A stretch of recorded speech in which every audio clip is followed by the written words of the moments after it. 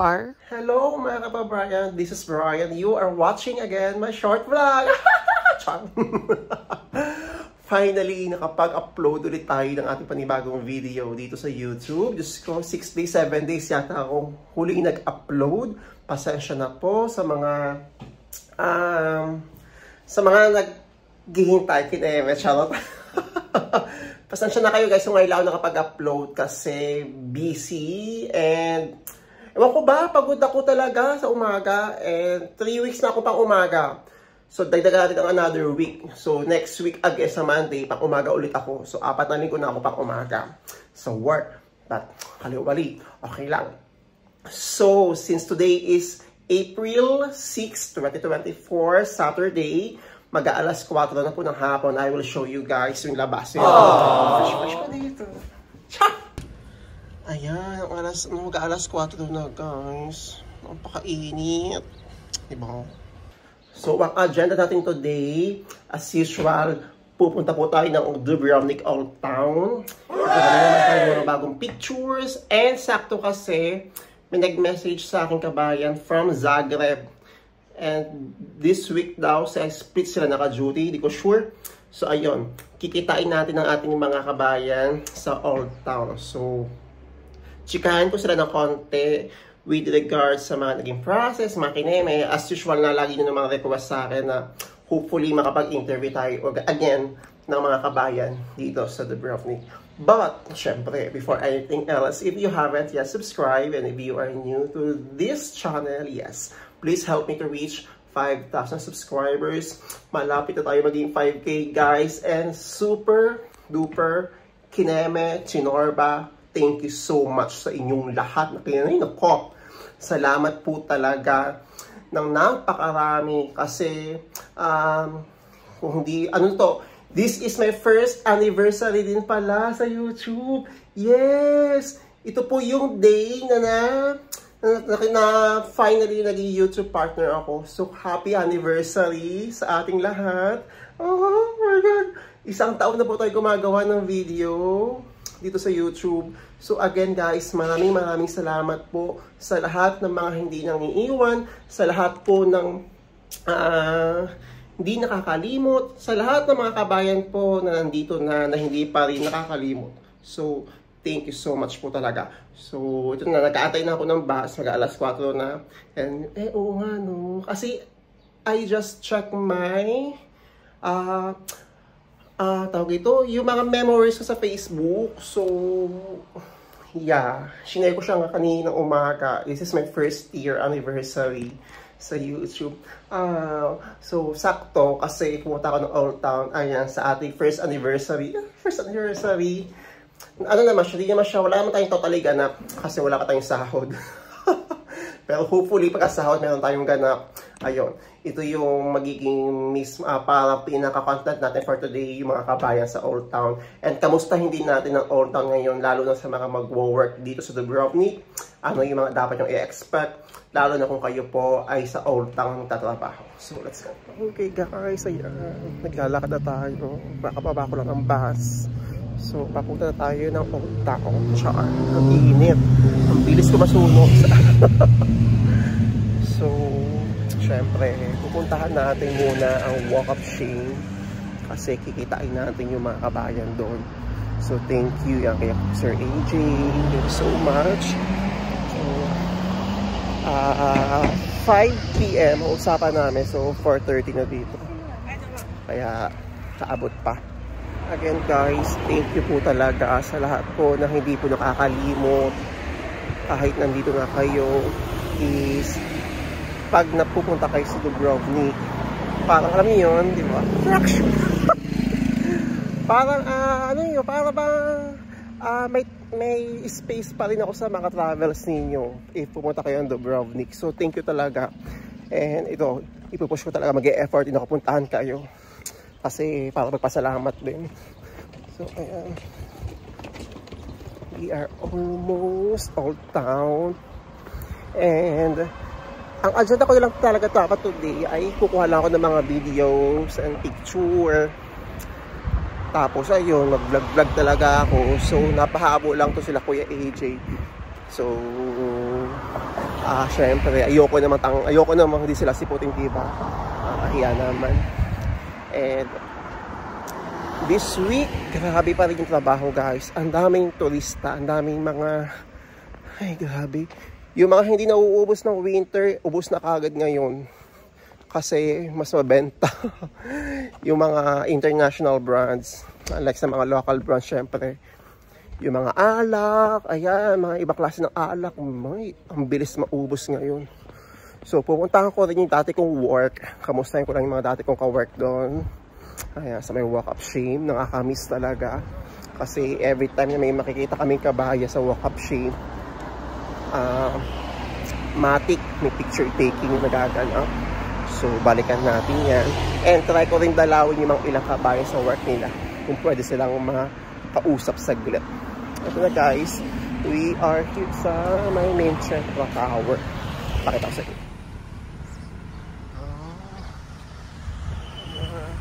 Init.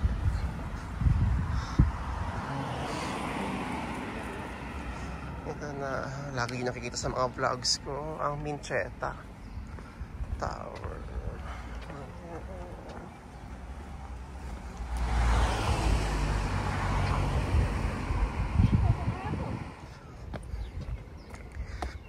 Baba na tayo. Ang usapan na lang namin ni Kuya AJ ay sa walk-up shame na lang kami makita para diretso na.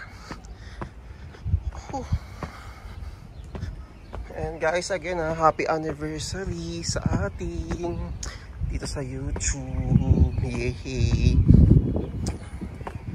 Yan na, mahangin-hangin. Kasi may pa-shades tayo ngayon. Sakit sa mata eh. Hapdi. So, ang pasok natin ay sa may Pili Gate. Ayan na sila guys. Gusto nyo diba?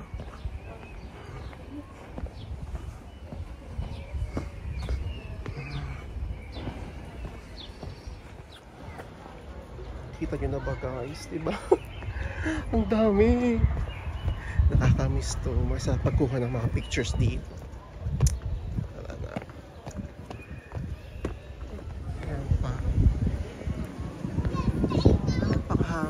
Daming mga nakaupo, ayan, mga tour, mga galing ng barko ba, ewan ba, ang dami. Sa labas pa lang yan guys, palakad tayo sa pinakaloob. Guys, welcome sa Old Town. Daming tao.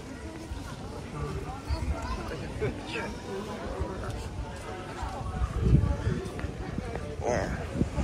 Kung meron tayong madaan ng kabayan, mag-hi tayo sa kanila. Ang daming tao. Wow.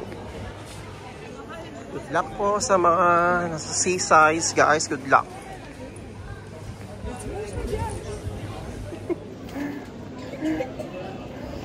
Yan, yung mga taga-Linar guys. Medyo busy sila ngayon. Maya, balikan ko sila. Guys, kasama ko sila. Hello po. Si Ate Jen. Ayan. Tutor natin sila dito sa may Busha Bar. So, ito yung isa sa mga hidden spot po. Dito sa The Brownie. Ayan guys. Dinala ko sila sa Labrianak Fortress. So, inala ko muna sila bago ko sila interviewin. Para, kasi pabalik ka sila bukas ng Zagreb tsaka ng Split. So, tingnan nyo to. Ayan, ganda. Diba? So, yung mga kabayan natin ay nag-enjoy pa ng picture-picture taking. Tijan, kamusta ka na? Ito, maganda pa rin. Pagod na? Kere pa rin. Ayan sila guys. So, let them enjoy the beautiful view. Diba? Kasi isang araw lang sila dito. Sila yung workers sa Metro, no? Metro? Ayan. Yung Metro guys, dito is supermarket din. Parang supermarket. Yeah. Pero mas malaking version. So, kala ko muna sila.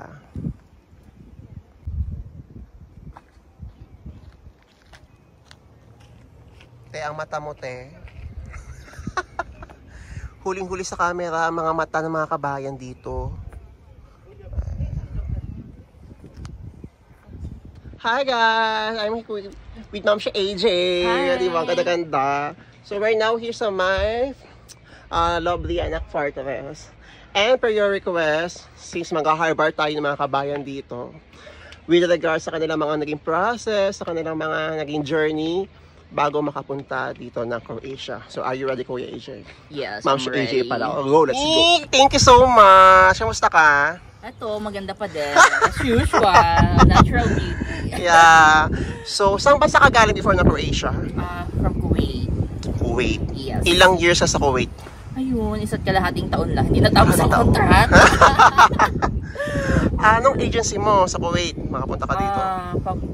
Through ako Humble Hunter, job vacancy. Mm. Humble Hunters. Eh. So, okay naman. Kamusta yung processing mo sa kanila? And yung duration ng process? So far, so good naman kasi it takes me 5 months lang nag-process kasi yung visa lang ang matagal talaga. Yung work permit ko, inabot lang ng wala pang 2 months. Pero yung visa ang matagal. Lalo sa Kuwait. Minimum sa Kuwait is 90 days. Swerte kapag mababa. Magkano yung placement fee mo? Total is 6,000. Oh my God. Magkano into pesos yun? Into pesos around 90 to 100,000 siguro ganun. Ayan guys, sorry, may dumaan kasi. And, ayun, ano yung work mo ngayon dito sa Croatia? And ilang years ka na? Months pa lang. Ay, months? Yes. Okay. Since August, so running 7 or 8 months? 8 months. Then, nag-work ako as salesman sa Metro. Cash and carry, it's a grocery store. Kasi, guys, ito si Mamita, nasa Kuwait pa lang to. Magkausap na po kami. Kinukulit ko na si Bri. Nagtatanong ko ng mga updates, process. As in, ultimo SIM card. Oo. Talagang inaalam niya talaga. Which is tama naman yun. Eh, ito na nga, di ba? Ang plan ko lang talaga today, pupunta lang ako dito to take some videos and picture. Bigla ka nag-message. Ala, ito na pala sila. Ito na sila, guys. Nandito na sila sa Croatia. Yes. Kamusta ang Croatia sa experience mo? So far, so good. I love so far, Croatia. so good. The environment, yung nature parang sa atin lang sa Pilipinas. Except the culture. Pero the rest is masaya naman. Masaya. Adjustment lang din yung True. Yung process dito eh. Kasi yung language barrier kumbaga. Kasi ang hirap, especially matatanda kausap mo. And yung language talaga. So, para adjustment. So far ba marunong ka na mag-Croatian language? Yosh malo. At kahapon, before kami mag-good night, kino-Croatian ako ni Bakla. Sinin ko na lang siya kasi hindi ko na siya ma-reply. Yosh malo. Ayun, di ba? So, ano yung message mo sa mga aspiring applicants? Na ang dami nagsasabi na hindi raw maganda dito, seasonal jobs daw dito, mas malaki raw ang sahod sa Middle East. Sa'yo, based on your own experience, ano yung payo mo sa kanila? Sa akin lang is, we have different perception in life. Kung ano yung gusto mo. Kasi ako, Europe dream eh. Yung sinasabi nilang Europe dream. So, no matter what, malaki yung sahod ko doon sa Middle East, maliit yung sahod ko dito. Tinake ko yung opportunity kasi andito yung acceptance. Unlike sa Middle East, like for us, LGBTQ is ang hirap. Unlike here, they are open sa Europe country. Open sila sa kagaya natin. So, hindi ako nahirapan doon kasi napaka-open nila. Unlike lang, ang mahirap lang dito is physical job. Pero, on process naman, masasanay ka. Kasi time Pilipino naman is napaka-flexible. So, again, me, thank you. Thank and you. nice to meet you, Nice to meet you, Yeah, I'm so Brad. happy to finally meet you. Happy naman, diba? Unti-unti natin, magkaroon tayo ng bonding dito sa Dubrovnik. So true. And from Zagreb, Yes, to Split, Dubrovnik. So, tingin mo ba in the future, nandito ka na rin to work? Hopefully. Yeah. Hindi natin masabi. Yeah, so thank you so much, me. Love Thank you. you, Brian. Ayan guys, we're now here after ni Ma'am si AJ. Ito naman sa napakagwapong photographer natin. Okay, si Kuya Ronald. Kuya Ronald, finally nice to meet you. Mainit, sorry. Takpang kita. Ayan, nice to meet you. So, gaano ka nakatagal sa Croatia? 8 months na ako. 8 months? Dumating ako June 30. Saan bansa ka po galing? Galing akong Saudi Arabia sa Jeddah. For 10 years ako nagtrabaho doon. Ilang months ka nag-process? Ano yung agency mo? Under ako ng Humble. 5 months. 5 months ng processing yung inabot. Almost, 5 months lang. 5 months. Okay. 5 months lang. Guys, ano pa siya? Wala pa siya dito. Magkausap na kaming dalawa din. Oo. So thank you. I'm so happy to meet you again, Kuya. Yeah. Oh, and we have the same passion din. Photography din siya. Yes, di ba? Ang ganda ng mga pictures ni Kuya. So, ang tanong ko lang Kuya sa'yo, since short lang, tanong lang naman to. Ano yung base sa experience mo? Ano yung point of view mo kay Croatia? Ano yung masasabi mo? And how can you compare your life before nandito ka sa Croatia ngayon? Sa Croatia, mas may freedom kang kumilos. Although, sa Saudi naman, okay din naman. Kaya di ba sobrang daming restrictions doon. Unlike dito, parang pwede mong gawin. Pero syempre, kailangan mo rin sumunod sa batas, di ba? Yeah. I-respect mo yung batas nila. Ganon. Nahihirapan ka ba mag-adjust sa cost of living, sa culture? Actually, hindi.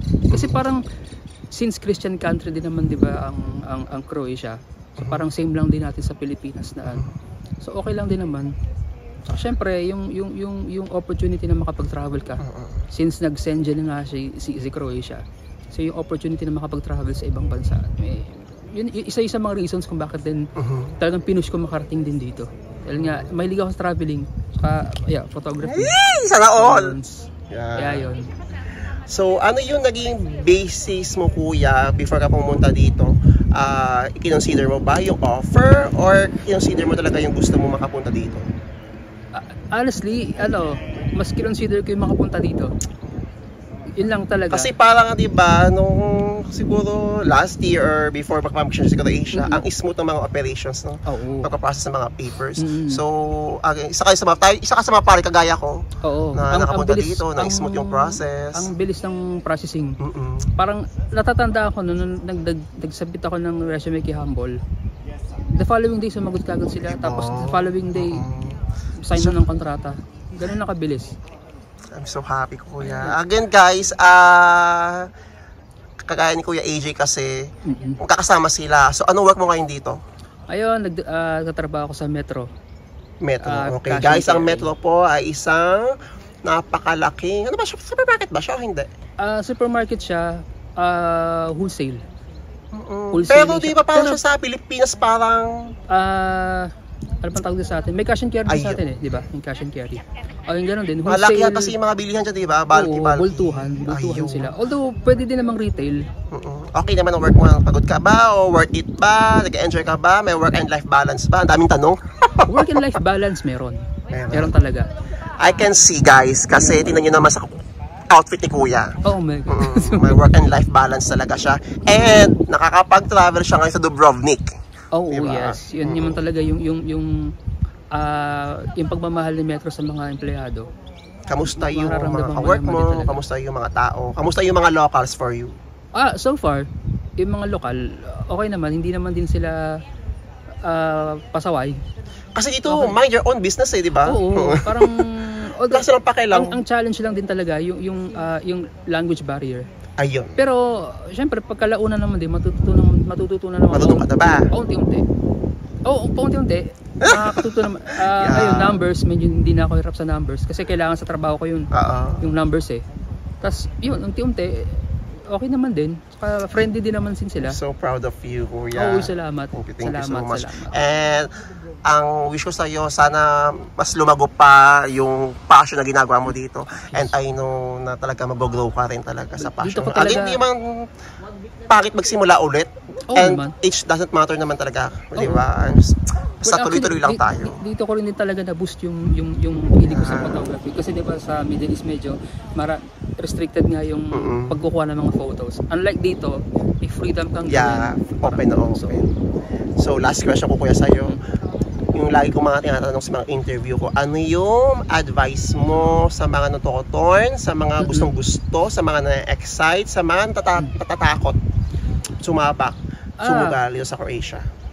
ang buhay naman, Diyos, sugal. So parang huwag kang matakot, diba? Okay lang naman din yun. Lakasan ng loob.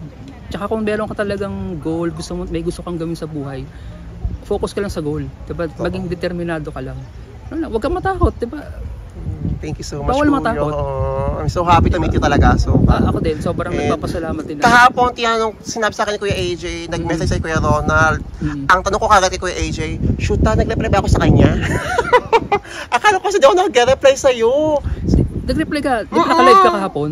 Ako yung nagsabi na andyan kami sa Dubrovnik tomorrow, 6:45 na umaga. Kaya yun ang tanong ko lagi sa mga kabayan, nag-reply ba ako sa kanya, sa mga message niya? Kasi baka, sorry guys, talaga ako doon nare-reply, busy-busy lang talaga. So again, Kuya. Yeah, salamat. God bless. Galing mo sa work, ha? I will. Yeah, thank you, Right, guys. subscribe kayo kay Bri. Ayan sila, guys. Diba? Si Ate Jen. So, iisa-isahin ko sila kasi ito na yung opportunity ko. Kuya! Kumusta, Bri? Kamusta ka? Kamusta ang Croatia? Mabuti naman eh. Okay naman, masaya. Showbiz ang sagot nito. Marunong sa showbiz. Okay, saan ka ba sa galing before ka pumunta dito? Galing ako ng Qatar. Qatar. Saan ka sa Qatar? Wakra. Uy, dun ako. Saan? Esdan Mall. Isdan Mall. Yeah. Sa Barwa kami. Ilang years ka sa Qatar? 10 months. Kamay ngay takas. 10 months lang? Oo. So, alam na natin nangyari. 2 months pa lang ako, nag-apply na ako eh. Anong agency mo sa Qatar? GBC? GVC. Job vacancy. So, how's your process before? Ilang months ka na ba dito? 7 months. 7 months? Oo, 7 months na. Paano yung naging process mo sa Qatar? Actually, patago pa yan eh. Process na yan. Palihim talaga. Pero, kasi guys, ang hirap mag-apply kapag binubulgar mo. Nag-jinx siya. Ang daming mga kontrabida. Oo, madaming inggit. So, inggit pikit. Ano yung, paano yung naging process mo? Gano'n kakatagalagan tayo ng mga working permits? And magkano yung processing fee? Sa amin, yung processing fee, 3.5 yung una ko eh. Nung natapos, actually, na ako ng interview, nakapasa. Siningil ako. Sabi ko, ayoko po na magbigay kung walang assurances, kung walang working permit. Sabi niya, on process na daw yung working permit. So, nagbigay ako ng 3,000. Actually, yung pera na yun na 3,000, hindi sa akin galing yun. Galing ng boss ko sa, alam mo ba yung GWC? Sa logistic. So, tinulungan ako. 1 month ko siya kasama. Kasi kami nag-ayos sa mga nila kasi sa Potel and Chabot, galing France. So, actually nagsabi lang ako na kasi Bosnian siya eh. Sabi ko, sir, kumusta ba yung Croatia? Bakit? Nag-apply kasi ako dun. Sabi pa niya, yeah, so far, it's good. The weather is good, the people is good, they are friendly. So, nagka-interest ako. So, sabi ko, but the problem is, nagsabi ako sa kanya, kung worth it ba magbigay ng pera? Sabi niya, why? Bakit daw akong magbigay? Sabi ko, because under agency. So, yun. Binigyan ako ng say, okay, I will help. Binigyan ako ng 3,000. So, sabi ko, siguro para sa akin to. God blessings talaga. Mabait talaga si Lord. Nag-enjoy ka naman ba dito? Okay naman ba experience mo? Worth it ba? Papunta mo dito? Walang kahasil-hasil ang punta ko dito. Promise. Kasi takas nga ako. So, kabado. Yung kaba. Sabi ko, Lord, kung para sa akin to, para sa akin. Sa airport na ako nun. Akong pinakauna. Kasi iniisip ko, kung magkaroon ng problema, may time pa akong mag-asikaso. So, pagpunta ko doon, parang napaka-smooth lang. Sabi ko, para sa akin to. So, it's for you talaga. Para sa akin talaga. Kasi hindi ko naman talaga dream ang Croatia. Ang dream ko talaga is New Zealand. Pero hindi talaga ako matanggap-tanggap doon. So it means, dito talaga siguro talaga ako. So nandito na ako. At saka knowing na 10 months ka pa lang sa Qatar. Yes. Ibinigay talaga sa'yo na makapunta ka dito ng less hassle, diba? Less talaga yung hassle. So congratulations. So, how's your experience naman sa work? Ano ba yung work mo dito? Cook. Kamusta ang trabaho mo? Lalo na ngayong ka-open lang ng season ulit. Actually naman, nag-start ako winter eh. winter akong nag-start dyan. So, mababait sila. Yung Kaya lang trabaho mo, kamusta? Hindi masyadong mabigat. Kasi mas helpful sila eh. Even doon na mga matatandang babae. Friendly naman, pero minsan talaga magkakaroon talaga sila ng yung unpatient ba yan? Or yung di sila pasensyoso. Madali lang mainis, madali lang magalit, mabagok, pero sit aside mo na lang yung trabaho na mga anak mo dito. Oo, gano'n na lang. Tindihin na lang sila. Last question sa'yo, kuya. Ano yung advice mo sa mga gustong sumugal pero natatakot sumugal, sa mga nag-overthink na baka lugi ang pagpunta nila dito kasi meron na silang mataas na income, like for example sa Middle East, pero gusto nilang sumugal dito,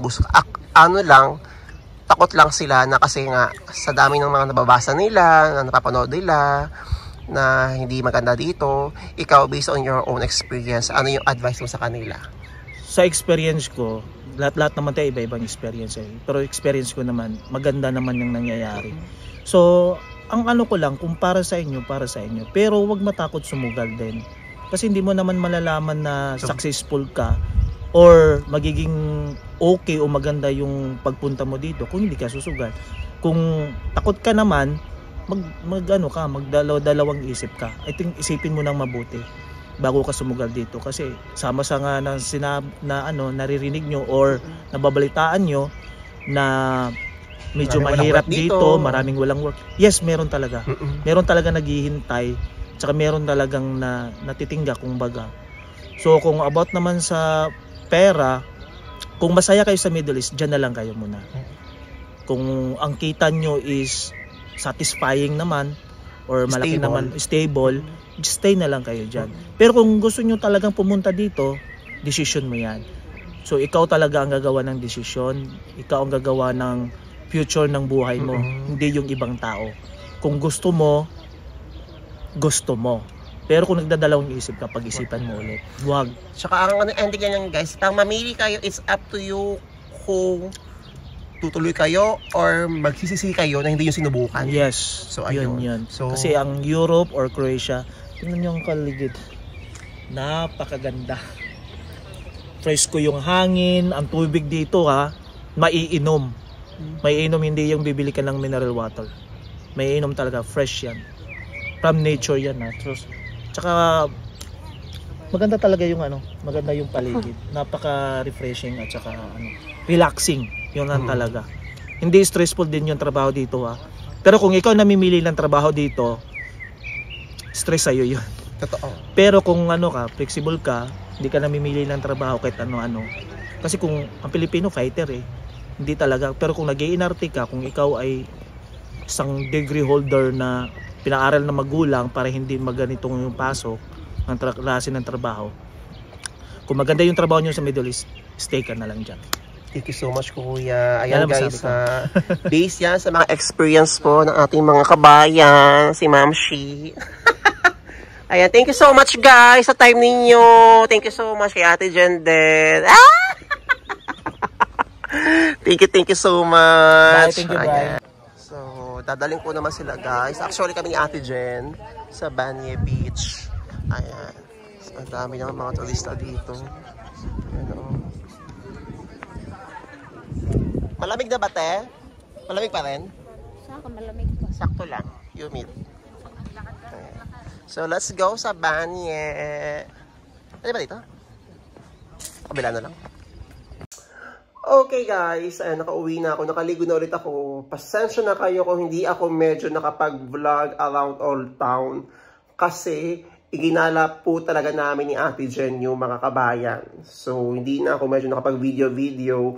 Siguro ang pinaka-main video na lang, pinaka-main content ng vlog na to is yung interview natin with them. So ayun, naabutan din ako ng sunset, kaya hindi ko rin medyo na-i-push yung videography ko for today. Pero okay lang. Ang mahalaga ay na-meet natin ang ating mga kabayan. Again, Kuya AJ, Kuya Ronald, Kuya Joey, tsaka si Kuya na mahiyain. Sorry, nalimutan ko yung pangalan. Sorry talaga. Nice to meet you all, guys. And I'm really looking forward na mamit ko po ulit kayo. Sorry, medyo mabilis kasi yung tour ninyo since isang araw lang yata. Tapos, ayun, meron din akong inilakad pa after ko sila i-meet. So, naghabol din talaga ako sa oras ng bahagya, pero okay lang. So, anyways, ang mahalaga ay na-meet ko sila. And nakakatuwa kasi guys, wala pa sila dito, so nakakausap ko na sila, and now, nandito na sila, ilang buwan na sila dito, happy, satisfied, at the same time, nagagawa nila yung mga bagay, yung mga passion na gusto nilang gawin. So, I hope na nagkaroon kayo ng somehow motivation, encouragement, dun sa mga interviews na ginawa ko with them. And kung meron pa kayo hinihintay ng mga working permits, mga visas, lalabas din yan guys. Tsaga-tsaga lang, tiis-tiis lang, i-enjoy nyo lang yung mga araw, yung mga times, kung nasa Pilipinas man kayo ngayon, or nasan man kayo ngayon, i-enjoy nyo muna. Kasi, pagdating nyo dito, talaga, trabaho ulit tayo, may enjoy nyo lang talaga yung lugar, ay yung paligid. So, thank you so much. Siguro gagawa ko ng separate vlog din sa ating anniversary.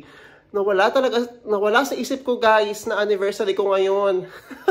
Sa usual, wala akong kaganap-ganap ngayon. So, siguro gawan ko siya ng set vlog. Kasi dapat dito sa video na yun kaso medyo mahaba pala yung naging content natin for today. So, gagawa ko na lang siya ng separate vlog.